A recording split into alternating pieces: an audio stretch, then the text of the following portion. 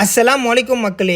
நம்ம அடுத்த challenge start பண்ணுறதுக்கு இன்னும் 4 நாள் தான் இருக்குது. புதுசாக யாராச்சும் பார்க்குறீங்கன்னா ஃபாலோ பண்ணிட்டு பாருங்கள். இன்றைக்கி ரேண்டம் vlog தான். நேற்று நைட்டே வெண்டைக்காய் எடுத்து தண்ணியில் ஊற வச்சுட்டேன். மார்னிங் அதை ஃபில்டர் பண்ணிவிட்டு குடிச்சாச்சு.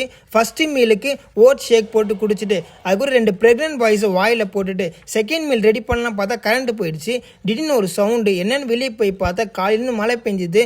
மரம் கீழே விழுந்துச்சு. இனிமேல் மழை புயல் காலம் தான். எல்லோரும் சேஃபாக இருந்துக்கோங்க. கூட வெயிலும் அடிக்கும், கொஞ்சம் பார்த்து இருந்துக்கோங்க. அப்படியே சோஹர்னா மாசை தொழுதுட்டு வீட்டுக்கு வந்து லஞ்சை சாப்பிட்டாச்சு. ஃபர்ஸ்ட்லாம் கிச்சன் சைடே போக மாட்டேன், வெளியே தான் வாங்கி சாப்பிடுவேன்.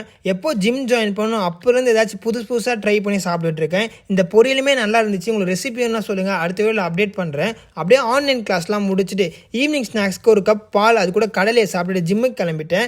ஜிம்முக்கு போகும்போதே கலர் லைட்டு கம்மன்னு வாசனை. அப்படியே கார்டியோ 25 நிமிஷம் பண்ணிவிட்டு செஸ்ட் அண்ட் பைசப் தான். செஸ்ட்டுக்கு 3 வேரியேஷன் போட்டேன்.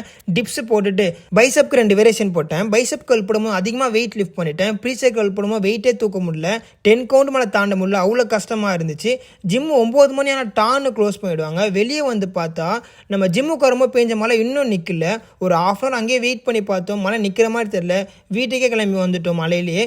வீட்டுக்கு வந்து 3rd மீலை சாப்பிட்டுட்டு புக்கை படிச்சுட்டு 11-12 போல் தூங்க போயிட்டேன். நாளைக்கு வீடியோவில் சந்திப்போம் மக்களே. பாய்.